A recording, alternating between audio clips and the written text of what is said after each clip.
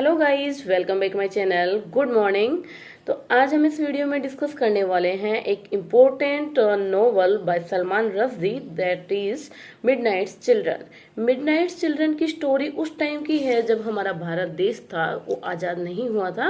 उससे पहले की जो कहानी हुई थी उस टाइम की है। मिडनाइट्स चिल्ड्रन ये टाइटल इसलिए पड़ा क्योंकि जब भारत की आज़ादी के समय मिडनाइट के टाइम पे कुछ बच्चे पैदा हुए थे जिनको एक मैजिकल पावर मिली थी। उन्हीं बच्चों के बेसिस पे इसका जो टाइटल है वो नाम दे दिया गया मिडनाइट चिल्ड्रन। तो स्टार्ट करते हैं। फर्स्ट इसका इंट्रोडक्शन, उसके बाद हम इसका स्टोरी देखते हैं। Midnight children is a 1981 novel by British Indian American novelist Salman Rushdie, published by Jonathan Cape, with cover design by Bill Bolton, about India's transition from British colonial rule to independence and partition। जब भारत का विभाजन हो रहा था उस समय की, भारत आज़ाद होने वाला था उस समय की कहानी है। ओरिजिनल पब्लिश हुआ था 1981 में। इसका जो जनरे है वो है नोवेल और मैजिकल रियलिज्म, हिस्टोरिकल फिक्शन, ये दोनों पाए गए हैं। हिस्टोरिकल भी है, फिक्शन भी है। Historiographic, metafiction, epic and fiction. Topics इसकी truth and story telling, British colonialism and post colonialism, sex and gender, identity and nationality, fragment and partitioning रैन। ये इसके टॉपिक्स है जो इसके अंदर हमें पढ़ने को मिलेंगे। तो स्टार्ट करते हैं हम इसकी कहानी। वो इस प्रकार है।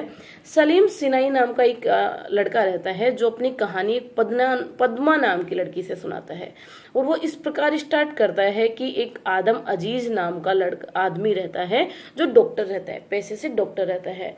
वो उसके नाना होते हैं और वो एक औरत का इलाज करते हैं बहुत समय से, लंबे समय से, क्योंकि उसको एक लंबी बीमारी थी, क्रॉनिक बीमारी थी। उसका इलाज करते हैं। इलाज करते समय वो उसका कभी मुंह नहीं देखे होते हैं, लेकिन जब मुंह देखते हैं तो उन दोनों में आपसी मिलाप हो जाता है और वो दोनों शादी कर लेते हैं। और इस प्रकार जो औरत थी उसका नाम था नजीम। तो ऐसे आदम अजीज इसके नाना और नजीम इसकी नानी थी। ऐसे इसकी एक बेटी थी मुमताज, जो एक बाहर का जो एक आदमी था नदीर खान, उसको शरण दी थी इसके नाना ने, घर में छुपने के लिए, आतंकवादियों से छुपने के लिए जगह दी थी। तब वो मुमताज और नादिर खान में प्यार हो जाता है, लेकिन इन दोनों में कोई भी कनेक्शन नहीं हो पाता है और नादिर खान उसको छोड़ के चला जाता है।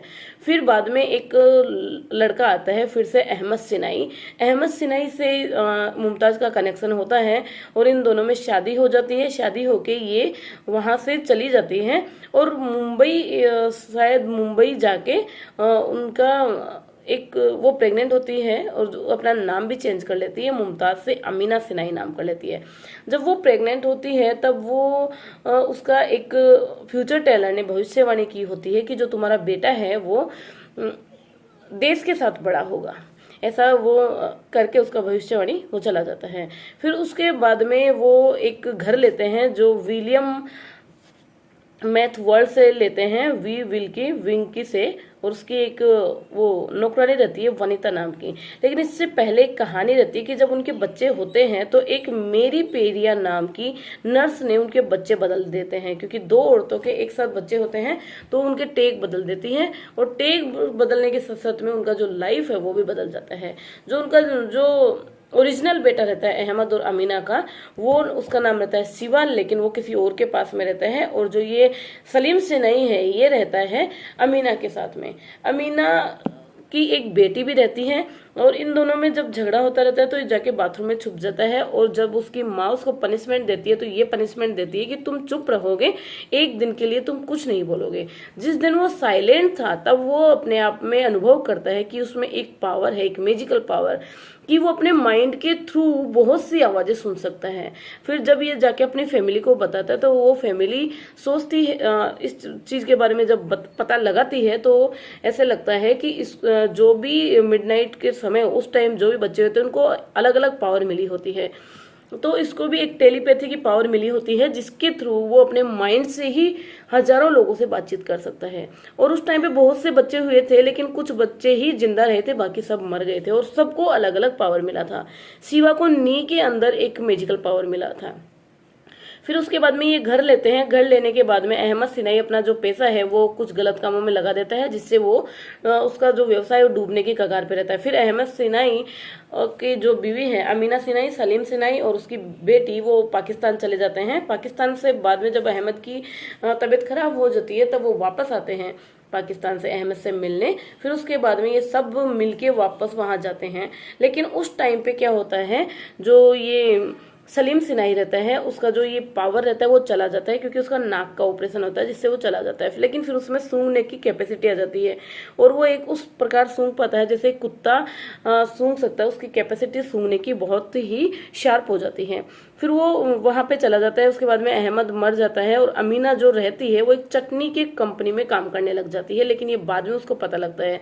और सलीम सिनाई के एक वो बम धमाका होता है जिसके अंदर अमीना ये सब आपस में बिछड़ जाते हैं और सलीम सिनाई का जो यादाश्त है वो चले जाता है।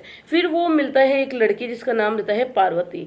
पार्वती के अंदर भी एक वही मैजिकल पावर रहती है और ये भी इत्तेफाक से वही मिडनाइट चिल्ड्रन होती है। और इसके अंदर जब वो पावर होती है उस पावर से ये सलीम को वापस इंडिया लेके आती है और इसको वो सब चीजें याद दिलाने की कोशिश करती है जो उससे कनेक्टेड है। वहीं पे आके वो चटनी खाता है और पता लगता है कि उसकी जो माँ है उसने चटनी की फैक्ट्री खोल ली है। फिर उसके बाद में जब वो पार्वती से थोड़ा कनेक्शन जुड़ता है लेकिन ये बीच में छोड़ देता है, फिर ये शिवा से कनेक्ट होती है। शिवा से कनेक्ट होने के बाद में जब वो प्रेग्नेंट हो जाती है तो शिवा उसको छोड़ देता है। छोड़ देने के बाद में वापस सलीम के पास चली जाती है और सलीम इसको पूरा सहारा देता है और सहारा देता है कि ये एक मतलब जो इसका बच्चा है वो बिना फादर के बड़ा ना हो, इसलिए इसको सहारा देता है, इससे शादी भी कर लेता है। लेकिन पार्वती बर्थ टाइम पे मर जाती है और अपने बेटे को खोजने के लिए निकलता है। और इसी प्रकार ये जो कहानी है ये सलीम सिनाई की जो मिडनाइट चिल्ड्रन के बारे में है, इम्पोर्टेंट ये है क्योंकि जब भारत आजाद होता है उसी दिन सलीम सिनाई की भी डेथ हो जाती है और उसकी भविष्यवाणी भी सच हो जाती है कि वो देश के साथ में बड़ा होगा और देश के बाद में खत्म हो गया था वो। तो इस प्रकार इसकी कहानी समाप्त हुई और जो मिडनाइट्स बच्चों की जो कहानी है वो ऐसे हुई। और अब हमने देखे इसके टॉपिक्स कि इसमें क्या क्या टॉपिक्स थे वो देखा। मैजिकल रियलिज्म जो हमने देखा कि उनमें मैजिकल पावर था। पोस्ट कॉलोनियलिज्म की उस टाइम पे ब्रिटिश और पोस्ट कॉलोनियलिज्म थे, वहां पे भारत और पाकिस्तान जो था वो आजाद नहीं हुआ था, ब्रिटिश के अधीन था। ये सब भी इसमें देखा गया। और आइडेंटिटी एंड नेशनलिटी भी देखा गया कि बाद में भारत आजाद हुआ था। और फ्रेगमेंट्स एंड पार्टिशनिंग रैन भी हुआ। ये सारे टॉपिक्स जो थे हमने इसमें देखा। फिक्शन हमने एक स्टोरी टाइप देखा इसको, और फिक्शन के अलावा हमने स्टोरी भी देखी कि एक भारत जो अपने भारत देश की जो स्टोरी थी उसके बारे में भी इसका डिस्कस किया गया। तो ये थी स्टोरी मिडनाइट चिल्ड्रन जो सलमान रश्दी के द्वारा लिखी गई है। और इसका जो main best well known topic point है वो ये है कि ये बुकर प्राइज से नवाजा गया था। तो आज के लिए इतना ही। अगर आपको मेरा वीडियो समझ में आता तो please subscribe my channel, share my videos. आज के लिए इतना ही। Thank you very much.